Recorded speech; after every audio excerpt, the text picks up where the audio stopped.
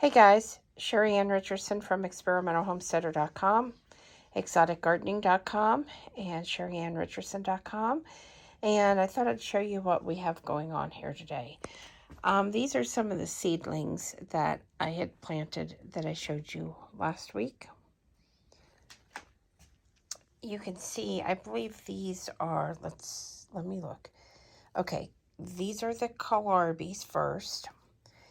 And then the great big tall ones are the kale. I know you probably can't see real well because of the grow lights. I have tomatoes over here that are getting very, very tall. And then I believe those are cabbages right there. Let me double check that. Yes, those are the late flat Dutch cabbages. So we have a lot of plants in different stages of growing. The little seedlings right there are lemon verbena right here. I'm sorry. Let me take that back. Lemon balm mandarin, I believe it is. And the other one is thyme orangello. So both of these are supposed to be a citrus scented herb. So I was very interested in those. That little seedling right there is a poppy. That's Amazing Gray.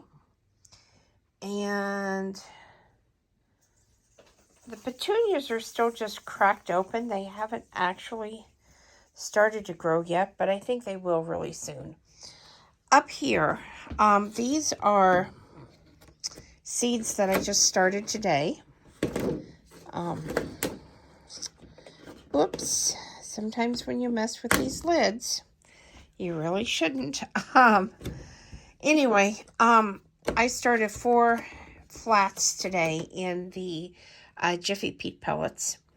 And I have 1 flat of, I have not put the vermiculite on these. I will get that taken care of probably later tonight. But I started 1 flat of the beefsteak tomatoes. I started 1 flat of spinach, 1 flat of kale, and 1 flat of Swiss chard. So that's what we have going on here. I have some Adriatic blue potatoes. I probably said that wrong. This is about 3 pounds of potato seeds. I'm probably going to go back and get some more. I have 5 pounds ordered from Johnny's, but it's saying unavailable, so I'd rather have too much than not enough. And we also got our chick cages set up. We do have to put heat lamps on these. So 2 chick cages set up here. And I thought this kind of a setup would really simplify things for me. There's another set of, there you go. There you go. Now you can see. There's 2 shelves below, and there's one up top that I just have for storage. But I thought this would really simplify things because it's in my living room. It is on wheels, so I can move it out of the way if anybody wants to sit on the couch. And if not, there it is. This way my chicks and seedlings are right here together. Those are things that need extra care and need to be checked on several times a day sometimes, especially the chicks. The reason there's no chicks in here is because the one place that we went required a minimum of 6 chicks, 2 turkeys, 2 guineas, and 2 ducks. That's 12 together, and it's a mixed flock. And we just didn't want to do that. Jeff does not want ducks because they're very messy. And they take a lot of extra work.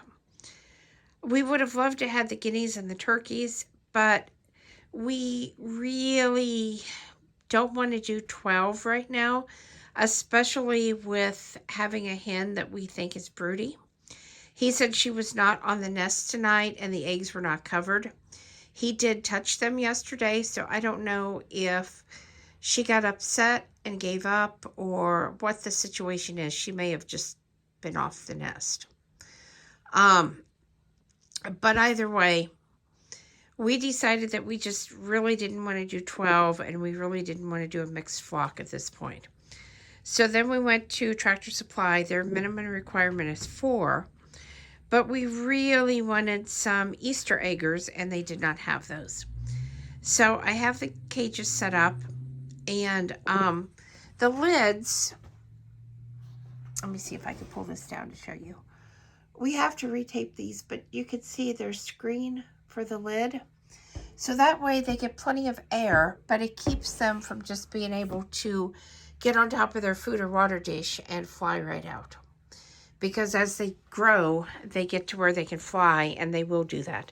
And we have a dog and a cat in the house, so that definitely would not be good to have chicks just flying around. So we devised that, and it works really well. By the time they're big enough that they could get up there and, mess with anything, they're outside anyway. So, like I said, I just wanted to show this to you. I could have just direct sown the kale and the spinach and the chard into the ground outside at this point, but I have found that I have trouble getting things to germinate in the ground outside. Possibly lack of water, possibly just still the ground, even though I've worked on it since we've been here. And it could be, too, that with all the birds and wildlife, that the seeds are just being eaten.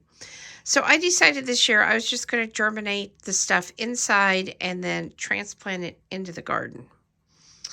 So I don't know what's going on at your house.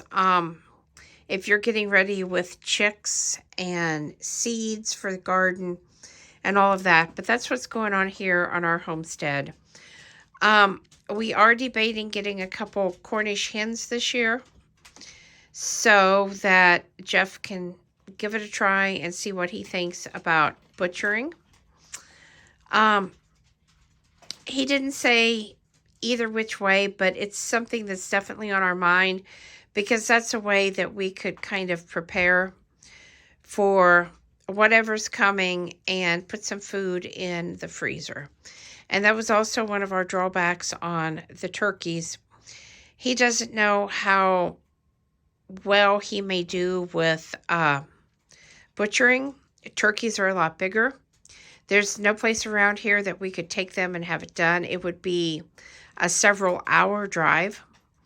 And I have heard lots of horror stories about you don't always get your birds back. Given that we feed organic, I would be very, very upset if I took my birds in and I did not get my birds back. And I would know. Some people don't take their birds in until they're old and tough. Some people take them in, right when they're due. So as far as birds, I would just rather butcher here on the farm and know that I have what I raised. But like I said, no decisions yet on if we're going to get some Cornish hens to go with the Easter eggers or not. And we may end up getting something besides Easter eggers. I mean, it's so hard to tell until we actually do it.